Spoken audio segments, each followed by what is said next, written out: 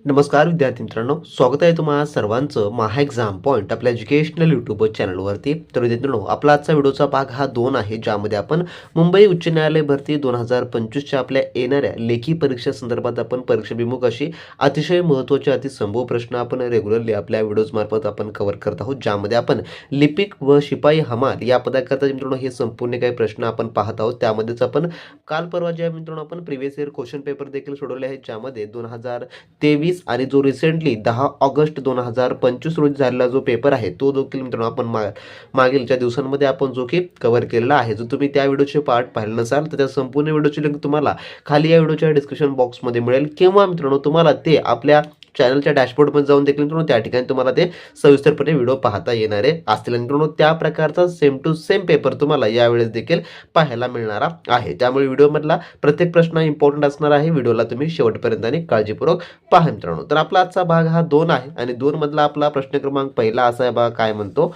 की उच्च न्यायालयाच्या न्यायाधीशांची जे काही राजीनामा आहे द्यायचा असल्यास त्यांना तो कोणाकडे सादर करावा लागतो. जसं की उच्च न्यायालयाचे जे न्यायाधीश असतात त्यांना राजीनामा द्यायचा आहे, तर ते त्याचा राजीनामा कोणाकडे देतात.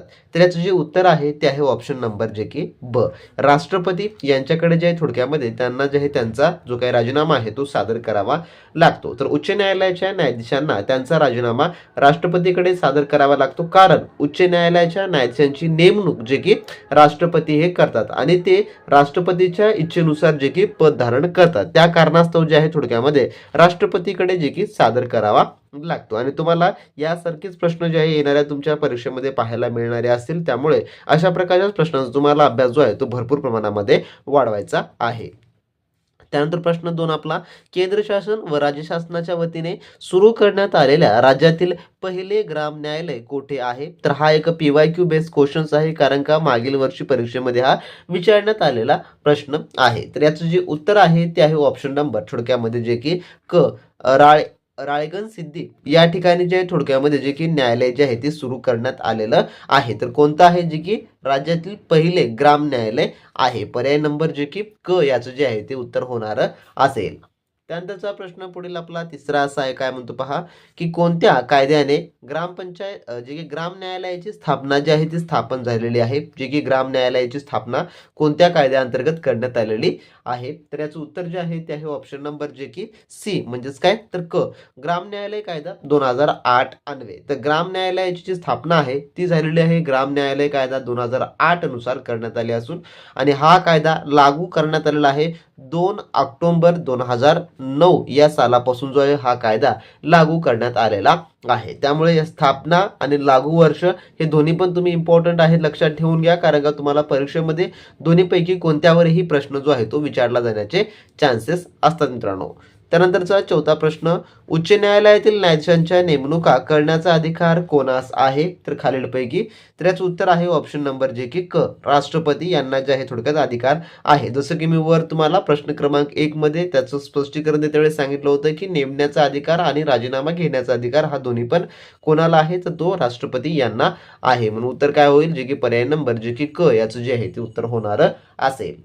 जर विद्यार्थी मित्रांनो तुम्ही अजूनही मुंबई उच्च न्यायालयासाठी निघालेल्या क्लर्क आणि प्यून या पदासाठी असलेला आपला स्पेशली कोर्स मित्रांनो जर तुम्ही जॉईन केला नसाल तर लगेचच्या लगेच मित्रांनो या व्हिडिओच्या डिस्क्रिप्शन बॉक्समध्ये आपल्या ऑफिशियली ॲपची मित्रांनो लिंक दिली आहे, त्यावर तुम्ही क्लिक करून हा लगेचच्या लगेच आपला स्पेशली मित्रांनो क्रॅश कोर्स जॉईन करून घ्या. यामध्ये तुम्हाला परिपूर्ण जे काही मुंबई उच्च न्यायालयासाठी प्यून व क्लर्क या पदासाठी लागणारा A to Z अभ्यासक्रम मित्रांनो आपण यामध्ये कव्हर करून दिलेला आहे. यामध्ये तुम्हाला त्यासोबतच प्रिव्हियस इयर क्वेश्चन पेपर हे देखील मित्रांनो आपण इन्क्लूड करून दिले आहे. त्यामुळे तुम्हाला परीक्षेचा जो पॅटर्न आहे तो समजून घेण्यामध्ये मित्रांनो अतिशय मदतगार जे की ठरणारा असेल. त्यासोबत यामध्ये तुम्हाला व्हिडिओ कोर्स व त्यासोबतच तुम्हाला यामध्ये टेस्ट सिरीज आणि मित्रांनो ई-बुक देखील आपण प्रोव्हाइड करून दिलेला आहे ॲज पर युअर सिलेबस. त्यामुळे तुम्हाला मार्केटमधलं इतरत्र कोणतंही बुक्स घेण्याची गरज पडणार नसेल, किंवा मित्रांनो तुम्हाला इतर कोणत्याही सोर्सची अजिबात आवश्यकता पडणारी नसेल. त्यामुळे ज्या विद्यार्थ्यांनी अजूनही आपला स्पेशली क्रॅश कोर्स ज्याची ऑफर प्राइस आपण 499 ठेवलेली आहे, तुम्ही जर घेतला नसेल तर लगेचच्या लगेच या व्हिडिओच्या डिस्क्रिप्शन बॉक्समध्ये त्याची जी मित्रांनो लिंक दिलेली आहे, लगेचच्या लगेच क्लिक करा आणि मित्रांनो तिथून आपला लगेचच्या लगेच कोर्स जॉईन करून चांगल्या उत्तम तयारीला मित्रांनो तुम्ही लागू शकता.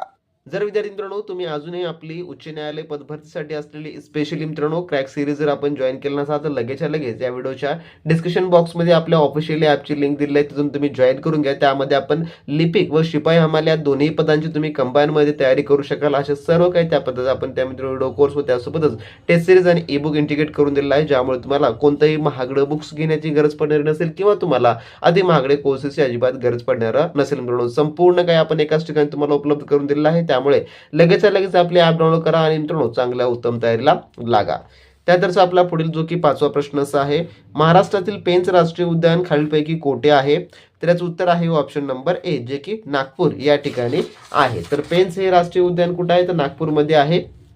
आणि पेंच हेच अजून एक नाव आहे जे की शिवनी मध्य प्रदेश जिल्ह्याच्या सीमेवर स्थित देखील आहे. हे उद्यान जे की मोगली बॉन्ड म्हणून देखील हे प्रसिद्ध आहे. पर्याय नंबर 1 जे की याचं उत्तर होणार असेल. त्यानंतरचा 6वा प्रश्न, राधानगरी धरण कोणत्या नदीवर बांधण्यात आलं आहे? तर खालीलपैकी. तर याचं उत्तर आहे ऑप्शन नंबर जे की क, भोगावती या जे आहे थोडक्यामध्ये नदीवर बांधण्यात आलेलं आहे. तर राधानगरी धरण हे कोल्हापूर जिल्ह्यातील भोगावती नदीवर बांधले गेले आणि हे धरण कोल्हापूरचे शाहू महाराज यांनी जे आहे 1907 ते 1935 दरम्यान जे आहे थोडक्यामध्ये बांधलेलं आहे. त्यामुळे हा एक IMP प्रश्न आहे, लक्षात ठेवून घ्या. पर्याय नंबर याचं क जे की उत्तर जे आहे ते होणार असेल.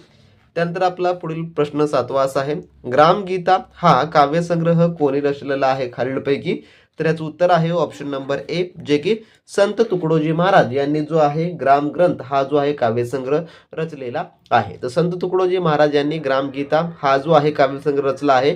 त्यांनी या ग्रंथातून ग्रामोन्नती, राष्ट्रीय एकता आणि मानवतावादाचा संदेश जो की दिलेला आहे. त्यामुळे पर्याय नंबर ए हा याचं उत्तर जे आहे ते होणार असेल. आणि या गीतावर संदर्भावर आधारित जे आहे अनेक वेळेस प्रश्न देखील परीक्षेमध्ये विचारण्यात आलेले आहेत मित्रांनो, त्यामुळे तुम्ही हे प्रश्न कायमस्वरूपी लक्षात ठेवून घ्या. त्यानंतरचा प्रश्न 8वा आपला, महानगरपालिकेच्या अध्यक्षांना काय म्हणतात? तर महानगरपालिकेचे अध्यक्ष असतात त्यांना काय म्हटलं जातं?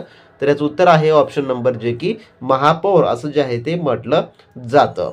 त्यानंतरचा आपला पुढील 9वा प्रश्न, भावार्थ दीपिका हा ग्रंथ खालीलपैकी कोणी लिहिलेला आहे? तर याचं उत्तर जे आहे ते आहे ऑप्शन नंबर जे की ड, संत ज्ञानेश्वर यांनी जो आहे तो लिहिलेला आहे. तर भावार्थ दीपिका या ग्रंथालाच ज्ञानेश्वरी असंही म्हणतात आणि तो संत ज्ञानेश्वरांनी जो आहे तो लिहिलेला आहे. तर हा ग्रंथ भगवद्गीतेवरील मराठीतील एक प्रसिद्ध भाष्य आहे. त्यामुळे याचं उत्तर काय होईल? जे की पर्याय नंबर ड हे जे आहे याचं उत्तर होणार असेल. त्यानंतरचा आपला पुढील 10वा प्रश्न असा आहे, मराठवाडा मुक्तीसंग्राम दिन कोणत्या दिवशी साजरा केला जातो? तर मराठवाडा मुक्तीसंग्राम दिन, तर याचं उत्तर आहे ऑप्शन नंबर ए, जे की 17 सप्टेंबर रोजी आहे तो साजरा केला जातो. तर 17 सप्टेंबर 1948ला कधी? लक्षात ठेवून घ्या.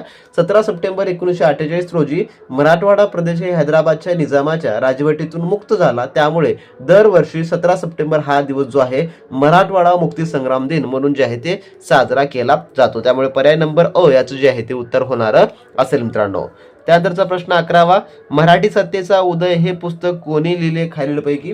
तर याचं जे उत्तर आहे ते आहे ऑप्शन नंबर जे की ब, न्यायमूर्ती रानडे यांनी जे आहे ते लिहिलेलं आहे. तर मराठी सत्तेचा उदय हे पुस्तक न्यायमूर्ती महादेव गोविंद रानडे यांनी लिहिलेलं आहे आणि या पुस्तकात त्यांनी मराठा साम्राज्याच्या उदयास जे काय मीमांस केलेला आहे याबद्दलची माहिती जी की वाचायला आपल्याला मिळणारी असेल. पर्याय नंबर ब याचं उत्तर जे की होणार असेल. त्यानंतरचा प्रश्न 12वा, खालीलपैकी कोणत्या क्षेत्राकरिता नोबेल पारितोषिक दिले जात नाही यापैकी? तर याचं उत्तर आहे ऑप्शन नंबर जे की ड, कला या क्षेत्रामध्ये जे की नोबेल पारितोषिक देत नाहीत. आता नोबेल पारितोषिक भौतिकशास्त्र, रसायनशास्त्रज्ञ, वैद्यकशास्त्र, साहित्य शांतता आणि अर्थशास्त्र या 6 क्षेत्रामध्ये दिलं जातं. कला क्षेत्रामध्ये नोबेल पारितोषिक दिलं जात नाही, हे तुम्ही या ठिकाणी लक्षात ठेवून घ्या. त्यानंतर पर्याय नंबर याचं जे की ड उत्तर होणार असेल. त्यानंतरचा 13वा प्रश्न, भारतीय राज्यघटनेतील अस्पृश्यता नष्ट करण्यासंबंधी कलम कोणते आहे खालीलपैकी? तर याचं उत्तर आहे ऑप्शन नंबर जे की ब, कलम 17 हे जे आहे थोडक्यामध्ये भारतीय राज्यघटनेतील अस्पृश्यता नष्ट करण्यासंबंधीचं कलम आहे. तर भारतीय राज्यघटनेतील कलम 17 अस्पृश्यता नष्ट करण्यासंदर्भातील आहे. त्यानंतरचा आपला पुढील प्रश्न 14वा असा आहे, कलिंग युद्धाशी संबंधित खालीलपैकी कोणते नाव आहे, तर नाव कोणतं असं म्हटलं किंवा कोणते नाव आहे, तर याचं उत्तर आहे ऑप्शन नंबर जे की क, सम्राट अशोक हे जे आहे कलिंग युद्धाशी एक नाव आहे. तर सम्राट अशोक आणि कलिंगचे युद्ध हे इसवी सन पूर्व जे आहे 261 मध्ये, कधी इसवी सन पूर्व होतं बरं का, त्यावेळेस इसवी सन पूर्व 261 मध्ये झाले होते. या युद्धानंतर झालेला रक्तपात पाहून अशोकाने शस्त्रत्याग केला आणि बौद्ध धर्माचा आहे तो स्वीकार केलेला होता. म्हणून पर्याय नंबर याचं क उत्तर होणार असेल. त्यानंतर प्रश्न 15वा, नर्मदा नदीचा उगम जे की कोठे होतो खालीलपैकी, तर याचं उत्तर आहे ऑप्शन नंबर ए जे की अमरकंटक या ठिकाणी नर्मदा नदीचा जो आहे थोडक्यामध्ये उगम होतो. तर नर्मदा नदीचा जो उगम आहे मध्य प्रदेशामधील कुठे आहे, मध्य प्रदेशामध्ये, मध्य प्रदेशातील जे आहे अमरकंटक येथे जे आहे थोडक्यामध्ये होतो. म्हणून पर्याय नंबर ए याचं जे आहे ते उत्तर होणार असेल मित्रांनो.